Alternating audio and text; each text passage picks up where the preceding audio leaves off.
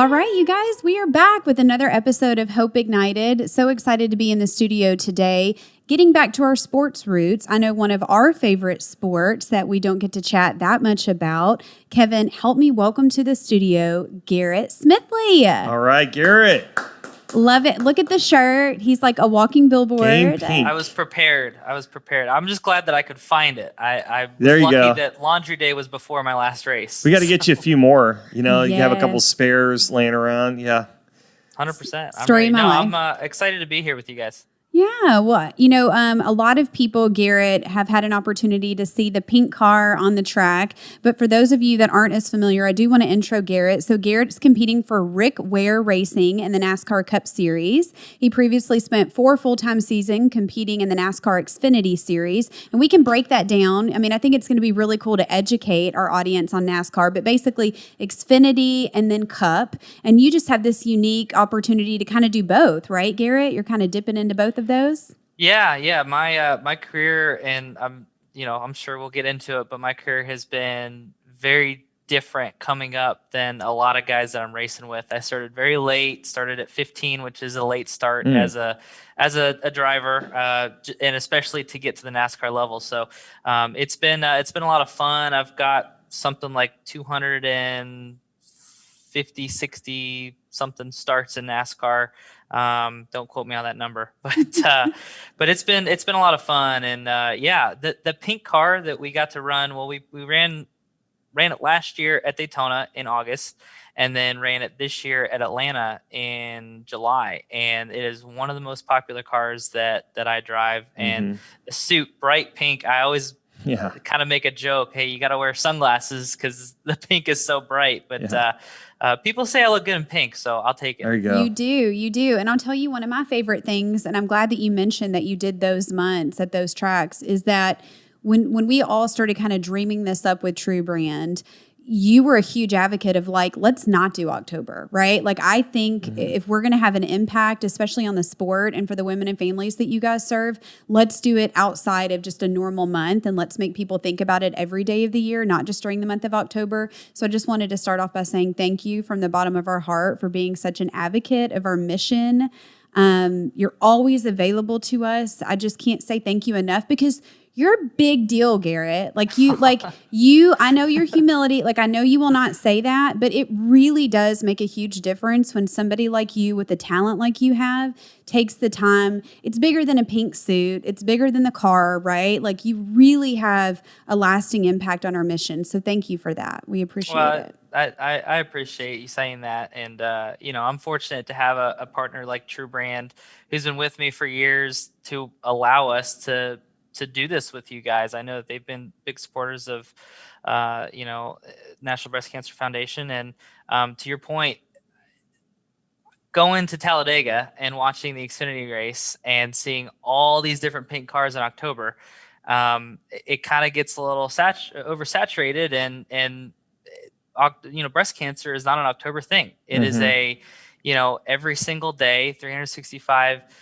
days a year. And, these families and these women are, they have to deal with that all year long. And we should talk about it more than just October. So they've been giving me the opportunity to talk about it, and obviously working with you guys. And it's been a lot of fun, getting it out there and getting the feedback from people. There's very important women in my life. And, fortunately, in my immediate family, I haven't been affected by it, but our family has been affected by it, family, friends, and one in particular, one of my best friends in elementary school. His mom battled and beat it, and we've had her out to the racetrack before. She's a great family friend of ours, so something that needs to be talked about. Yeah. We talk about going and getting screened. Anything that I can do to push that along, I'm happy to do. Oh, that's awesome. Thank you.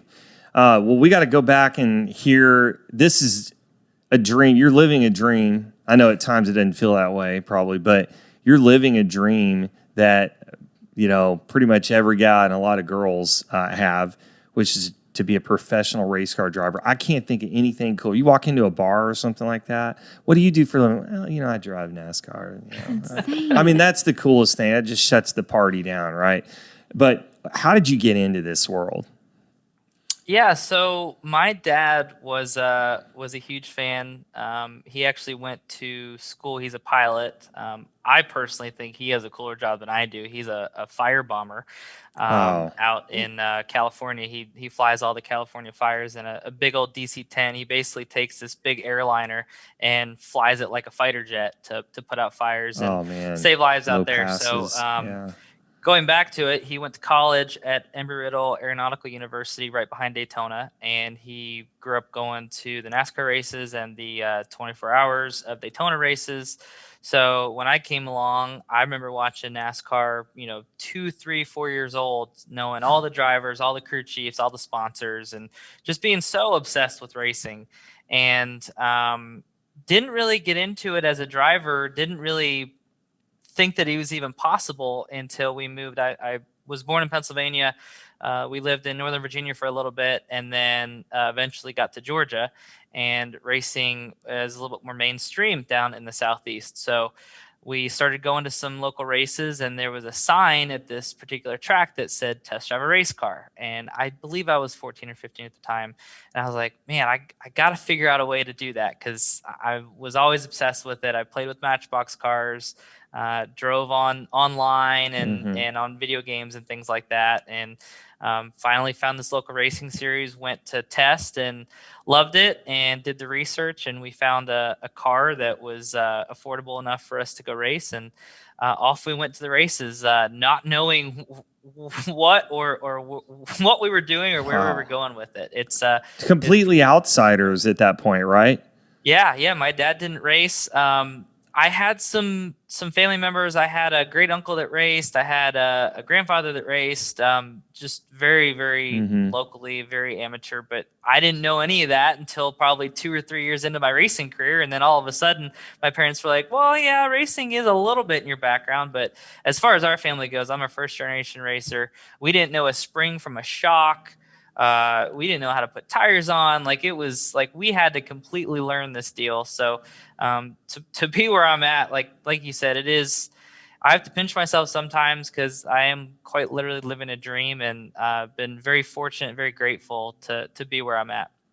Along that path from when you were 15 years old to where you are now, I'm sure there were some moments where you maybe thought about quitting, or you encountered tremendous adversity. What did you do to overcome that? After the third lap of my career, I hit the wall. Third lap ever in the car. I was like, well, I might have bitten off more than I could chew here. No, but yeah, it's such a difficult industry. It's funny, because I told my dad, actually we just had a conversation about this the other day. I told my dad when I was 10 or 11 years old, I was like, yeah, I'm going to be a pilot just like you. And he said, no, you're not. The industry's too risky, and there's not enough job opportunities. And, I want more for you. You need to go do something else. And I was like, well, I guess that's that. And then I picked something that was even more risky. You didn't become like an insurance agent or something. You decided to go do something, a level jump up from your dad. Yeah, but no, when I found the passion for it, I grown up doing, that was one thing that my parents always very instrumental in, both me and my brother. I have a brother who's 2 years younger. They always put us in different things. We were Boy Scouts, loved playing baseball, t-ball, coach pitch, all that stuff. Played a little bit of basketball. Did theater. We danced. I was in chorus. I've been singing since I was very, very young. So we got to do a lot of different things growing up, and they made sure that we kind of were exposed to everything and everything. But once I got in the race car, it was like, that was it. I said, okay, well, this is what I want to do for the rest of my life. And it was like a switch flipped. And from that point forward, I wasn't super motivated in school. I wasn't very good at school. My brother got the brains of the two of us. But once I found racing, it was everything that I wanted. And I had a passion for it and worked hard at it. So special. I think a lot of people listening, maybe, think they know about NASCAR. Maybe they're fans of the sport, but they don't, like, let's talk about how hard it is to make it. I feel like the really cool thing about the age that we live in is you've got all these documentaries. So like everybody's an F1 expert now, right? Like in the NASCAR documentary, like I know that's coming, right? So it'll be great for people to really get to learn the sport, but educate people that maybe don't know. It's a big deal when you make it to Xfinity, much less Cup, right? Like, let's talk about it. Yeah, I think the thing about racing that people don't really realize as opposed to other sports is there's always a path in other sports, right? Like if you want to go play in the NFL, you play flag football. Then you play in, middle school, and then you play in high school, and then hopefully you get a scholarship and you go play for a college and you get drafted. Baseball, the same thing. You play t-ball, you play coach pitch, you play in high school, you play in college, single A, double A, triple A, all the way up to the MLB. And that's pretty much how it is for most all sports. In racing, there's no set path. There's so many different racing series out there. There's dirt racing, there's asphalt racing, there's road course racing, there's go-karts. There's all kinds of different avenues in motorsports. And there's no set path that you look at every single person, 36 to 40 drivers that are on the grid every Sunday. And every single one of their paths are different. No matter, if they came from, a big name in the sport like Chase Elliott or Ryan Blaney, or if you're like a Ross Chastain who was a watermelon farmer, or myself who was a first generation racer. Like there's no set path. So that's the first thing. The second thing is that just for what it is, racing is expensive. It's expensive to put race cars on the racetrack. No matter if you're running Bandoleras, which is what I started in, it's like a go-kart with a body, all the way up to the Cup Series. It's expensive. Tires, the motors, the actual car, the equipment, the cost to wreck, all of those different things, the travel, it's so expensive. And so if you don't come from a family that has, that's independently wealthy, that can kind of pay your way, so to speak, you have to go and find sponsors, and you have to figure out a way to continue racing and continue your dream. So, to that point, my parents basically helped me. They bought me my first race car, and then soon after that, they said, "This is pretty much the level that we can afford.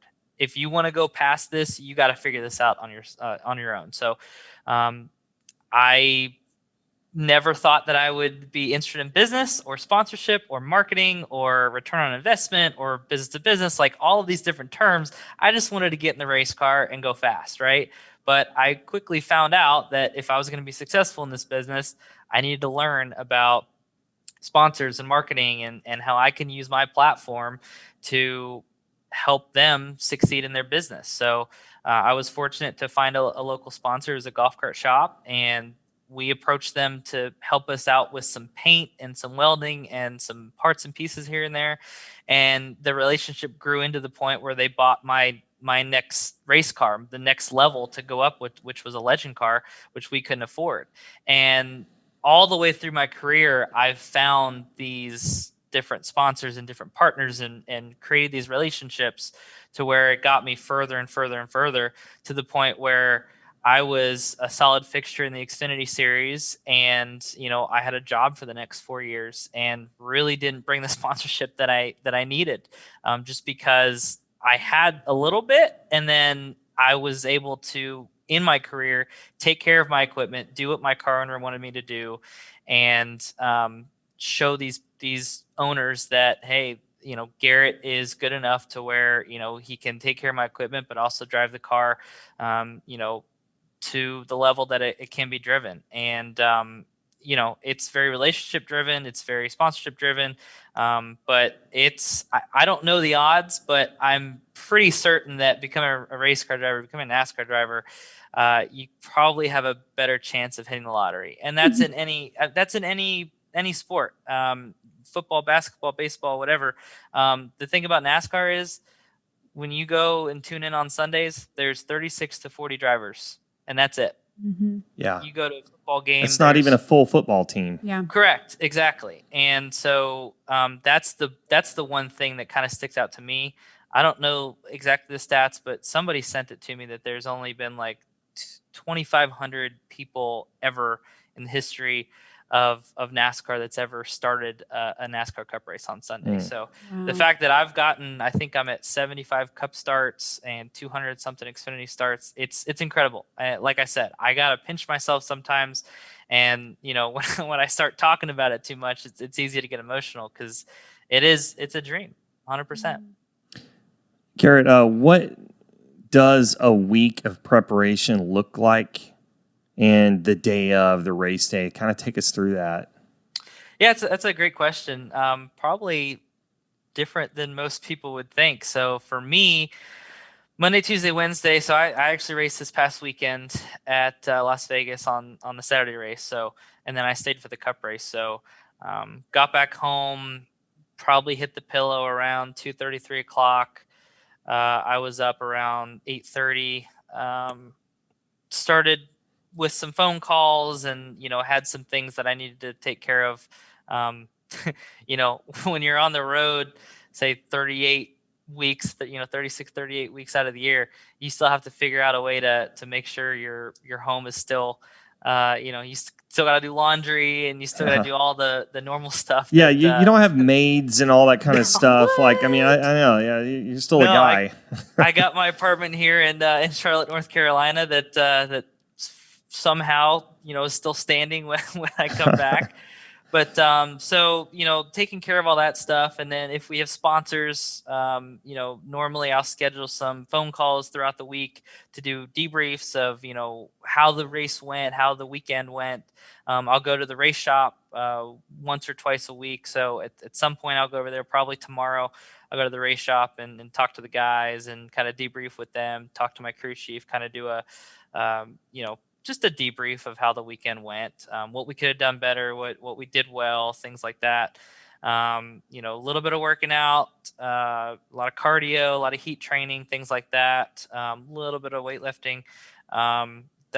Those are all things that I can improve on because I hate doing that, but I know it's a necessity for racing. And then fast forward to the race weekend. So let's just say I'm racing on Sunday. So we'll usually leave probably on a Friday afternoon, and then get to the hotel. And then Saturday we practice qualifying, and then Sunday race. So a typical Sunday is wake up. Let's just say it's a 3 o'clock start. So wake up probably around 9:10. Get to the racetrack. Try to get to the racetrack, at least 2 hours, 2.5 hours before, just depending on obligations. Sometimes if we've got appearances or interviews, I'll get there a little bit earlier. And then we'll have a driver's meeting and then driver intros. I'll somewhere in there, probably about an hour beforehand, I'll try to eat something small. I've very much struggled to eat on race days just because you got the butterflies and you're anxious to get going. So I force myself to eat. Those races are long. They could take 3.5, 4 hours. All the while, the whole week I'm hydrating. So if I'm not hydrated by that Sunday, then it's too late. So I'll start, probably, Wednesday or Thursday, depending on how hot it's going to be. And then I'll do water Gatorade together. And then driver intros, do pictures at the car, and then hop in and off to the races. The question that everybody really wants to know, Garrett, and I hope you know where I'm going with this. You're in that car for 3.5, 4 hours. You've burnt 200 million calories. What happens when you have to pee? What do you do? Yeah. The most requested question that I ever get from 5-year-olds and me. So 100%. So it's one of two things: either you go or you don't, and that's it. Oh, man. There's no in between. Yeah. Fortunately for me, I have gotten my hydration. I have learned my body. I've learned what I need out of hydration. So, over hydration is a thing. And I did that my very first Truck Series race. You talked about the different levels. So the Cup Series, the Xfinity Series, and then the Truck Series. Xfinity Series and Truck Series is kind of like minor leagues. So, So I have overhydrated. Fortunately, I've never had to go in my suit. You better knock on wood right Uh-oh. now. You better knock. Yeah, for sure. That and if you do have to go, then you better be in the shop Monday morning to take your feet in out. You'll never hear the end of it from the guys, yeah, right? your interior guy is not going to be happy at all. That's too funny. When you talk about the travel and you talk about the team, what is the camaraderie like with the pit crew? Do you get to know those guys pretty well? I heard you mention your crew chief, but I'm so curious about the pit crew. Yeah, so our road crew, the guys that are in the shop every single week, they're the guys that you really get to know. They're the guys that you travel with. The pit crew, honestly, over the last few years, there's been some years that we've had the same pit crew throughout, and I have made some really good friends with. I've got some super close friends that are on some pit crews. But for the large majority of my career, what happens is that we go to bigger teams or we go to a pit school. Basically, it's a organization that goes and recruits pit crews, and then they train, and then the race teams, they will basically rent pit crews. They'll pay to have an A, B, or C pit crew. So for the most part, especially as of late, we have guys that come in and it's all different pit crews. And I don't really get a chance to get to know those guys. I'll talk to them a little bit before the race. I'll give them fist bumps, say, hey, guys, stay safe out there. Is there anything that you want me to know? Some tracks have smaller pit boxes. Sometimes you got to pit a little, deeper in the box or a little further away from the wall or a little closer to the wall, just depending on, what your pit crew wants. So we'll have some of those conversations, and then, we'll talk after the race. But for the most part, I don't really have a chance to get to know them, simply because it's always different. We always have different pit crews, so you kind of can't get that rhythm. Bigger teams, they'll have, I'm with a smaller team, Rickware Racing, so we've got different pit crews every week. But then, bigger teams, they'll have the same pit crew all year long. So that's definitely something that I'm hoping, if I can get back full time, that I can get back in the swing of that and getting to know those guys, because those guys are taking care of you. Those guys are, hopefully putting your tires on safe and making sure that no lug nuts are loose, and faster the stop, the better you are on track. Yeah, that's who I want on my side, is my pit crew. That's for 100%. sure. And those guys are 100% athletes. I know there's always a big debate about NASCAR drivers and being athletes, and I'm not even going to have that debate with anybody. But one thing that gets missed a lot is those pit crews are 100%. They hustle. Athletes. They work out, every single day, and then they do pit practice. So they're D1 college athletes that are, guys that aren't going to go to the NFL, guys that aren't going to go to the MLB, and they are heavily recruited by these race teams, and they make good money, and they should. Cool. Yeah, they're slinging those wheels over the barriers, and like just the speed that they move and precision. It's tenths of a second makes a huge difference for you guys. And not only that, if you go to a 1.5 mile track, we're going 50 miles an hour, 45 to 50 miles an hour down the pit road. You stand by any road and you watch a car go by at 50 miles an hour, it's cooking. Yeah. And these guys run right out in front of our cars going 50 miles an hour. It's insane. Well, changing gears a second, you've got that Game Pink shirt on, just as a reminder for some of the audience, the Hope Ignited audience. Game Pink is an initiative that NBCF started to really dig into the streaming community and to get out there in gaming, which is huge. I'm sure kids have probably run across this at some point. We're doing all kinds of fun stuff, but one of the really fascinating developments in the last few years is eNASCAR and virtual driving, essentially. Can you tell us about what you do in that? I think this is so cool what you're doing. Yeah, so it started back beginning of 2020. Obviously, we all know that was the COVID year. So for about 8 to 10 weeks, NASCAR was completely shut down, as was all other professional sports. So we had this unique opportunity to bring these online virtual races to the public because of software called iRacing. And it's basically a simulator. It's the best simulator on the market, in my opinion.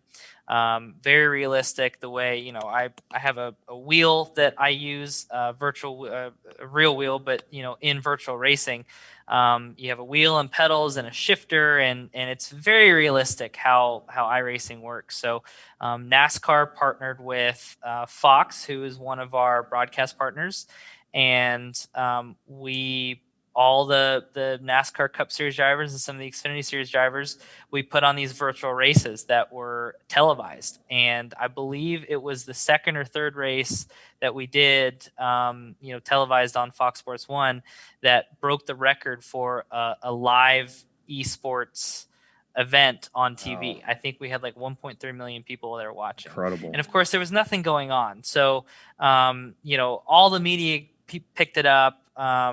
I fortunately have been very good at iRacing. I've done it for a long time. So I won the pole for the very first one. Oh, no kidding. Ended up finishing 5th. Denny Hamlin won, but I was racing with Denny Hamlin and Dale Jr. and Jimmy Johnson, Kyle Busch, all the superstars of our sport. And all of a sudden we were on an even platform. We were all in the same car. It didn't matter what motor you had, didn't matter how many tires you had, didn't matter what kind of equipment, who was working on your car. Just a 1-to-1 gauge of talent, really. Yeah. Exactly. And the real, there's no substitute for real racing. I'm not taking anything away from that, but it was cool to be on that platform and to go and compete against those guys. I ran in the top 5th. I didn't end up winning any of them. I finished 3rd, I think was my first one, but I ran in the top 5 every single week. And I started getting a lot of messages from some of my competitors that I never would have dreamed would have reached out. And I think that they gained a lot of respect for what some of us in the Cup Series that, don't get a chance to shine just because of our equipment. I think that there was a lot of, camaraderie, and there's a lot of respect that was given. So that was really cool. The other cool thing that I got to do, or that I started doing with that, is that I started live streaming. So on Twitch, I started streaming everything that I was doing. So I'd have my camera. I would broadcast basically everything that I saw on my screen.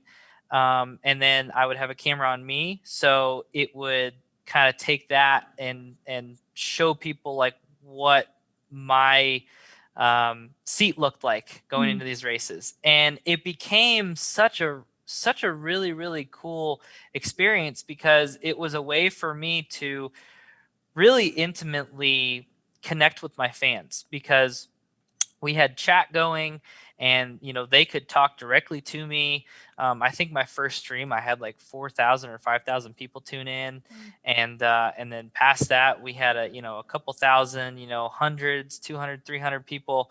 I created Discord, which is kind of like a social media platform, voice social media platform, that we had over 500 people that were supporters, that really built a community around just me, watching me play video games, watching me do virtual races. So that was a really cool experience, and honestly helped our sponsors. I found new partners and new sponsors from it. And it's been a lot of fun. Obviously, since then, going back real racing, I haven't had as much time to do that. But I'll still stream. We have a league called Monday Night Race League that a lot of people in the industry go and do. So starting the Monday after the last NASCAR race, which I believe is the 6th. So I think the 7th, we come back and start doing league races again. So I'm going to start doing some more streaming every Monday there on Twitch. But it's such a fun community. It's such a fun atmosphere. I talked about doing chorus. I'll do some karaoke. I'll sing. I'll, do goofy things. It's just a way for me kind of to be myself away from the racetrack and give my fans and people that, want to know kind of the behind the scenes stuff, who I am, and an opportunity to come and be interactive. I love that so much. Well, speaking of fans, we're your biggest fan, and I love that you just, you'll wear that shirt every time you do NASCAR. That sounds great. But Garrett, we really could spend all day here with you, and I know how precious your time is. We just heard your weekly breakdown, right, of your commitments, and it sounds like you better start chugging some water and Gatorade here shortly. Yeah. But I just want to say again, thank you so much. We have to mention True Brand. They really kind of brought us together and afforded us the opportunity, quite literally, to turn the car pink and the suit pink. And, one of the things that I've appreciated so much about you is that you do push them further, right? Like, let's do a pink suit. Let's do this. Let's do that. I loved one of my very favorite things was we decided we were going to do an Instagram live with you. And you said, what if we did the car reveal? Like, what if we did that live and it was your raw emotion and we got to all be together for that moment? Like, you're willing to push the boundaries to widen the platform to allow us to further our mission. And I can never say thank you enough for that. So many women and families are going to be impacted because of your heart. And whether you're flying a plane, whether you're doing e-racing, whether you're behind that wheel, Truck Series, Cup Series, Xfinity, whatever it is. Or singing karaoke. We will always be your biggest fan. And from the bottom of our hearts, thank you for everything you do for NBCF. Well, thank you all. It's been a fun journey with y'all, and I hope we can continue it. Like you said, got to give a shout out to True Brand for making it all possible. And again, it's the least I can do for NBCF and the women. There's so many important women in all of our lives. So I want to say to you guys, go get screened. It's very important. Yeah. We want you around for a long time in our lives. Right. So go get screened. Right. Well said. It's just a blessing to work with you guys, and hopefully we can do it for a long time. Well, thank you so much, Garrett. We love you. You give us hope, and you give all the women and families that we serve hope. So from the bottom of our hearts, again, thank you so much. And to everybody watching and listening, we look forward to seeing you guys back here at the Hope Ignited table for our next episode. See you again soon.